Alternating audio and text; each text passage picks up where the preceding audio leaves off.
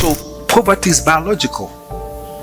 So which means anytime you do something, a particular neuron is formed, carries messages, pure light messages, going somewhere to attach something physical. So in other words, you can't talk yourself out of what you behaved yourself in. Now, I'm going to play a research by PBS. And this research, I studied it in 2016 when it came out. This research changed my life forever of how the brain functions. For the first time, you're going to see for the first time on this video, a real life memory transferring synaptic connections. Which means you can witness memory. As I'm speaking to you right now, there are chemicals going through your brain. But first you can see how the synaptic connections are made. And then you can see how you can rewire those synaptic connections for the type of life that you really want. That make sense? Yeah. So let's play that now. And then in between that, I'm going to be explaining the concept of memory. And then we're going to see how it goes. Memory. It's the key to our identity. Without memory, we're nothing. It's who we are. But how does it actually work? It's a huge mystery. Today, scientists are probing our brains like never before. We see memory being formed in front of your eyes. Finding clues that lead us to shocking new places. You know, your memory is not as accurate as you think it is. We can tinker with a specific memory at will. Perhaps Mother Nature needs a little bit of tweaking on the dials. From editing memories We can implant a false memory. to deleting our worst fears. Unbelievable. At the end of the video, to show you how to implant memory to remove what was there before. And there's a techniques that the FBI use to implant something in your mind. When they ask you questions, you start confessing what you did not do because it is now been planted, and there's a technique for that. So let's go. I was standing there like, how can this be possible? I used to be terrified of spiders. We target and even erase the fear memory itself. Are we approaching the day where at the flick of a switch, we can rewrite our past? How does memory actually work? Wow. Turns out that's one of the biggest mysteries in science today. If you go and ask most people, they would say they understand memory, but the truth is really rather far from that. We sort of understand the tip of the iceberg. We're just kind of nibbling around the big central mystery of memory. How do I bring back in time now something that happened to me long ago? It's a very difficult problem that we haven't solved. Memory is the biggest mystery. It's as big as the question of what is the universe? Why are we here?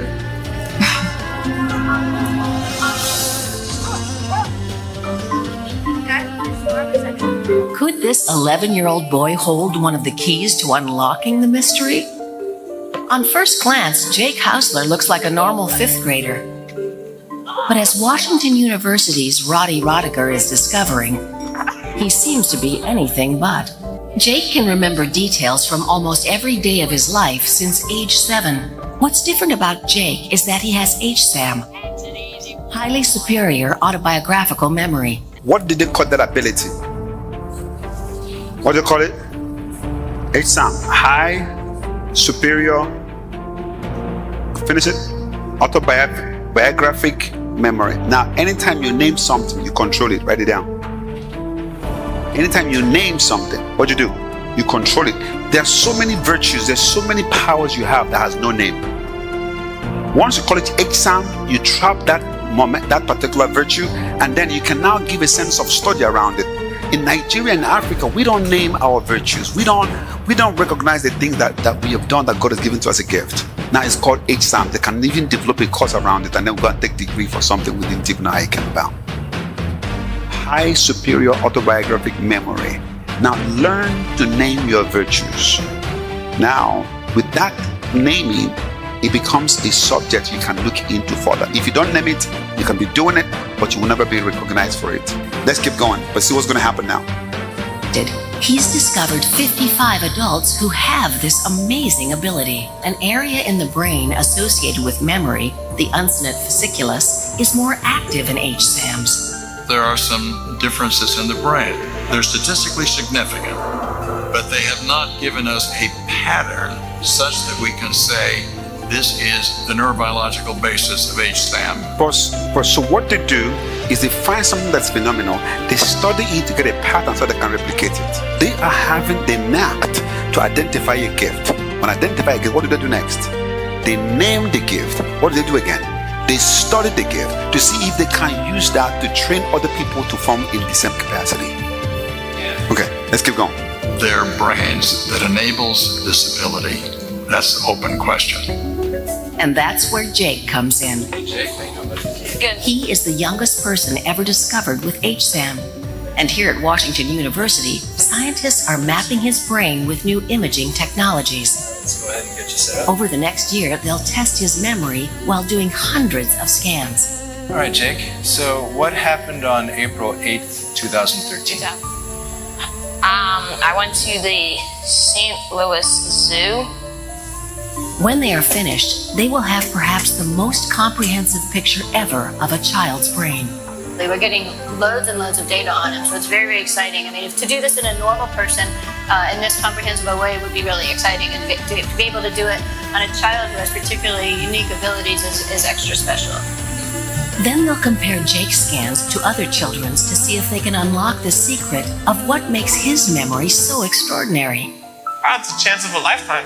You can't write a grant saying we're going to... So try to look at your life and identify the things you're very good at.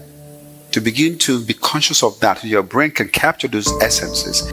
But most of us are not conscious enough of the things we have as a gift. Therefore, we operate our gift in ignorance without knowing the power we have.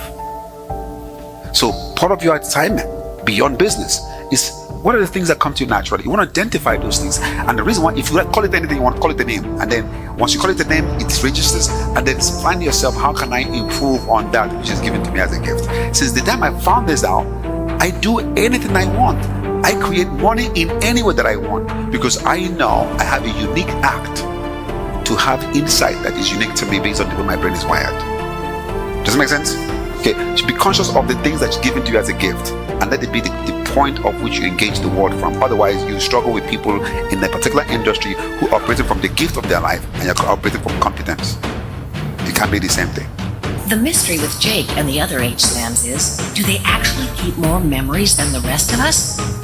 Or do we all have this wealth of detail buried deep inside our brains, we just can't get at it? If we can understand how he harnesses that to be able to generate that within ourselves, it can be a very powerful tool. There is potential there that we will learn something truly new and important about the functioning of the most complicated and interesting known structure in the universe, and that's our brain. And the most important thing it does is learn and remember. What's that? What's the most important in our brain? Learn, remember. Please write it down on a different note, on a different page.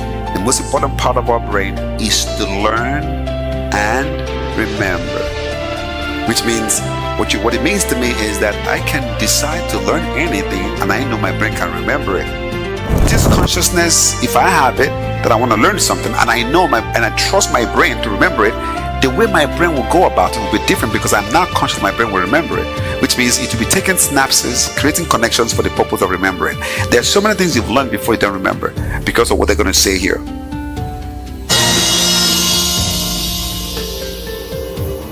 But what exactly is a memory? Amazingly, this simple question has stumped thinkers for ages. Until the 1950s, few clues emerged. And then came a single patient who would change everything. When I was a young researcher, learning was learning and memory was memory, and it was just, a thing, it happens. And then along came the findings of Brenda Milner and her subject, HM. HM stands for Henry Mollison, patient zero in the study of memory. After a childhood bicycle accident, Mollison began to suffer severe epileptic seizures. To try and quell those seizures, neurosurgeons performed an operation where they removed the parts of his brain that they thought were creating those seizures. Much of what they removed came from a part of the brain called the hippocampus. After the surgery, his seizures were gone, but there was an alarming side effect. From that point forward, he could no longer make any new memories. He was what we call densely amnesic. Pause. Densely what? He names it. And amnesia is forgetfulness. The key word is what? When you name something, you have control of that thing. Does it make sense? When you name something, you know what I'm saying? You name something, you have control of that. It registers as a subject in your head. It's easy for you to modify that subject because you've named it. Does it make sense? Okay, go ahead. It could only mean one thing. The hippocampus must be the part of the brain responsible for creating new long-term memories. This in itself was a breakthrough, but that was just the start. Do you know what you did yesterday? No, I don't. How about this morning? Brenda Milner wanted to know, despite his amnesia, could he still have some form of memory? So she came up with a puzzle to trace a star shape using only a mirror to see his hand. And in fact, every time Milner asked him to train, he claimed he'd never done the task before. But his performance betrayed him.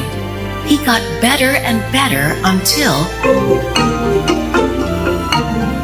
I was so excited because this was a breakthrough. He can't remember the events of his life, but he seems that he can possibly learn motor skills. The fact that HM could remember motor skills, but not new events in his life, meant that memory couldn't be just one thing.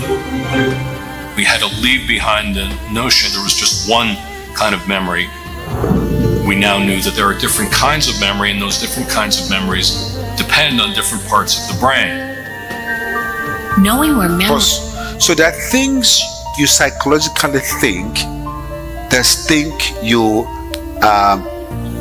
there's psychology, there's psychoanalysis. Psychoanalysis is how the memories, the study of how memories are formed. Now what that means, there are things you can think in terms of the psychology, but it's not the reflection of what your brain says. Example of that is a research was done somewhere and people were asked what type of tomato paste they like. Some people picked a particular type that they liked. They ticked it down there. They looked at it and they liked it. And then they were blindfolded and they were given different types of tomatoes, and they tested it. Their brain liked something else. So sometimes what your brain likes might be different from what your ear likes and different from what your mouth likes. The only way to find out is to try things out. Please write it down.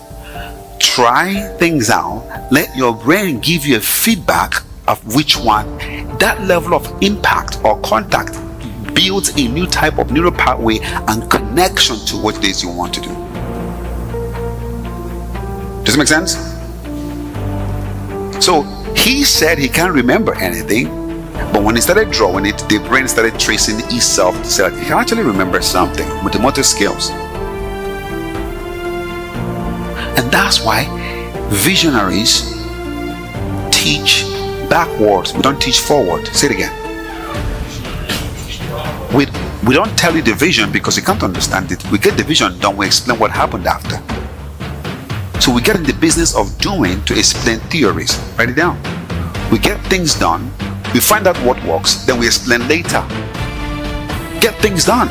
The only way to find out is to get it done. You know why? Your brain will learn it. But to theorize and stay on theory, you are going to deny the brain another analytical feedback to tell you what the brain truly likes. And guess what? Once the brain likes it, it will prompt you to do it again. Knowing where memories are in the brain is one thing, but how do they get there? How does a long-term memory get written in the brain in the first place? So before you get there, let me give you a clue so you can get there on time. Now, two ways you can get a memory to stay longer in your memory. Two things: it comes with pain or it comes with joy. Write it down.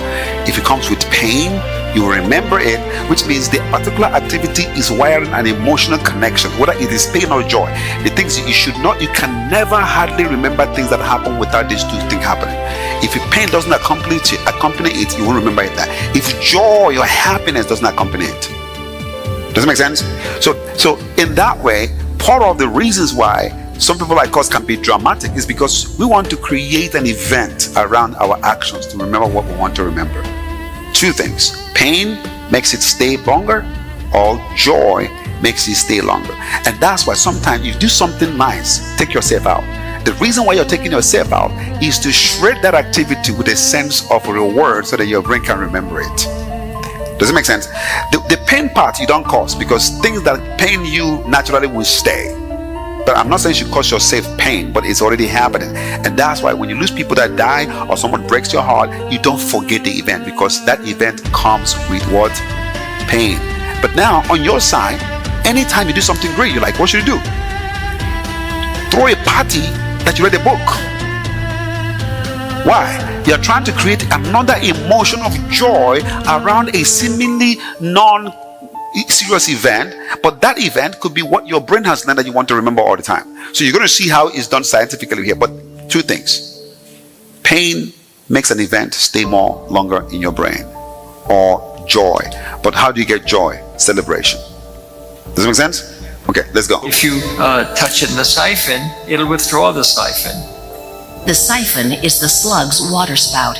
When it is touched, it also withdraws its gills slightly as a protective reflex. But pair that touch, shock, with a mild shock, you get a much stronger reaction. And do it repeatedly. Now when you touch the animal's siphon again, even weeks later, without a shock, it reacts as if it got shocked. Somehow it remembers that light touch means shock. It has formed a long-lasting memory. The question is, how? Kandel had a hunch. If he could just replicate that touch experiment with single cells, he could see exactly what was going on to make a memory. We could take the cells out of the animal and put it into the cell culture and reconstruct the neural circuit.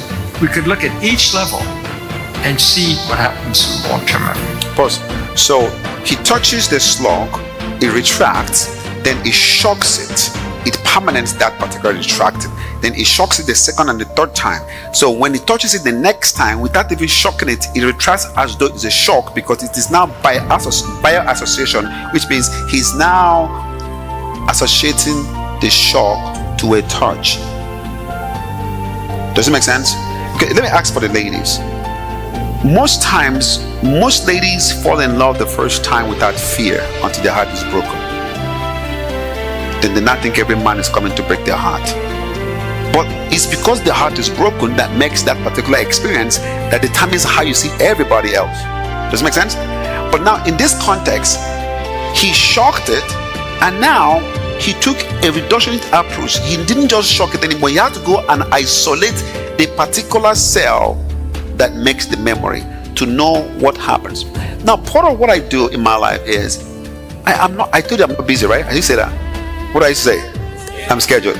I know the most important activity that I do in my life is imagination. I do a lot of imaginative thinking. 90% of my activity is imagination. I always visualize what it is I want to do. It creates a sense of pathway in my brain. So even when I forgot the words, I don't forget the pictures.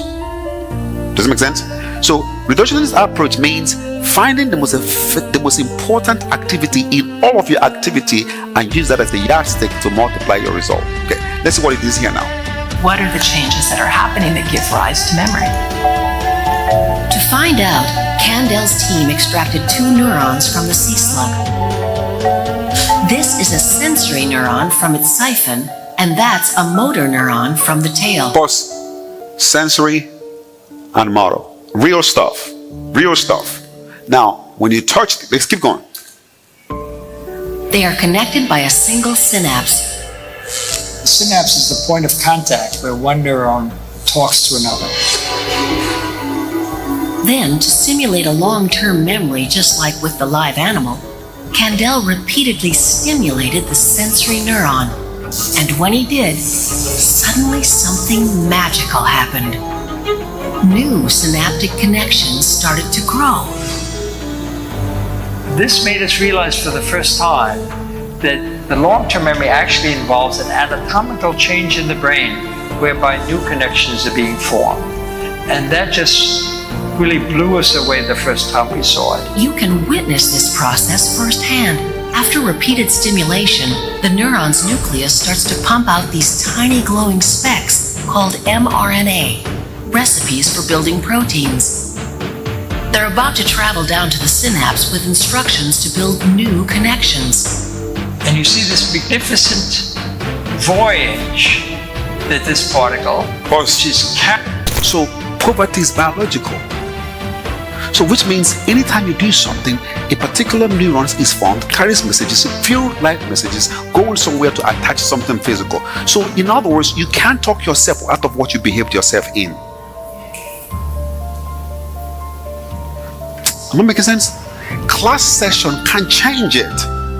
Because what led to that memory was the actions you took for which your brain developed a memory based on structure of your brain. So when you come to these sessions, the only best it can give you is awareness.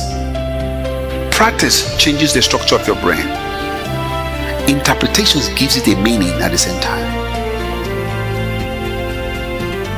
So part of what you're going to do this week, for example, if you have not sold the premium products, go and try to sell idea to someone. They don't have to buy, but that's your brain rehearsing how to sell premium product. You can, let's assume, for example, you walk to Costa Rica tomorrow and they have a Rolls Royce there, and you say, well, how much percentage would they give you to sell the Rolls Royce? They say yes. Then make a list of the people that are billionaires in this town, find them. The process of finding them, your brain will record those processes and try to pitch that idea to them. Even if the day you see them, your mouth will shut down because there's nothing in your brain to talk about. But a new awareness has been created by a new neurons being formed.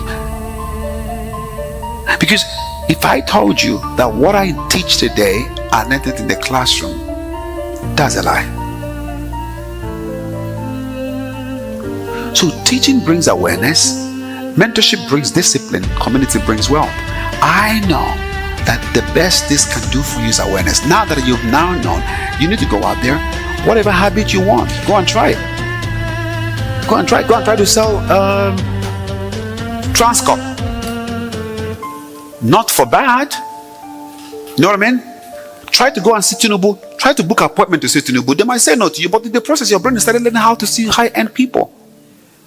Does it make sense? Go out to places you want. Try those things. You don't have the car you want. Go try to price them. Why? Your brain will develop neurons that will go and connect with their brothers and then form an anatomical change in your brain. Classroom sessions can't do that. Does it make sense? Let's go. carrying messenger RNA to the synapses. When it gets there, the instructions are released and the new connections grow, seen here in green. We're seeing a memory being formed in front of your eyes. These anatomical changes occur in your brain when you learn and remember something. From sea slugs to humans, these physical changes are considered the biological basis of memory. So what I want you to do, list out what I call wealth schedule. List out the activities that represent what that you're going to do. List out the type of people you want to talk to. The activities you're going to do next week going forward are the activities you prescribe for yourself, knowing that each activity you do changes the structure of your brain. Let me tell you, the first time you might fail because the synapses is not strong enough. The more you do it, the more it builds a web-like synapses and makes that particular habit permanent. Does it make sense? No, make those lists. I do it all the time. Activities that you do build a new structure of brain. There's no magic around it. So, in other words, you can't hang around people who are doing certain things and then your brain is learning certain things and then building synapses about certain things, and then you see someone else who is not in your league getting certain results and you admire him from afar. Get close. Does it make sense? Okay, keep going. Or faith at this point that the mechanisms that he has uncovered are fundamental ones to learning and memory for all of us. Candel's work launched a new way of probing memory, grounded in biology and built around a simple premise. The growth of new connections is what allows a memory to persist for days, months, even years. But that was just a piece of the picture, a basic mechanism for how memory works at the level of single cells. Even in a sea slug, a memory is made up of about 50 neurons out of 20,000. In a human, it's more like tens of thousands out of 100 billion. So imagine you have built structure like this layer upon 40,000 story building of poverty habits. Now I want you to imagine, no, this is real stuff. I want you to imagine that everything you've done is complicated. You poor people that are mean, not creative, not grateful, and it is layer upon layer upon layer. And then you attend my program and I inspire you, and you think that's enough. No, you lie to yourself.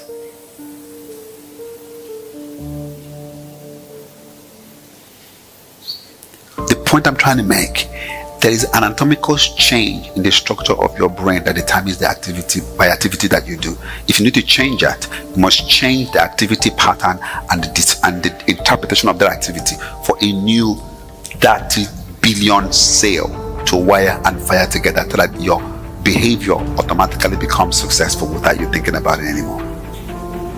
Yeah, let's go. Somehow, it's this network that stores a memory. Which begs the question, where exactly does a particular memory live in us? To this day, that remains a mystery, but we aren't without clues. Picture yourself in an environment where all the people you need to make the connections to become successful in your business. But then when I teach you the purpose of speech, at the level of persuasion, you're not changing their mind, you're changing their beliefs. The real deal is change people's beliefs. If you change their mind, when the logic moves, they'll move. But when a person's belief is changed, logic can't move it again.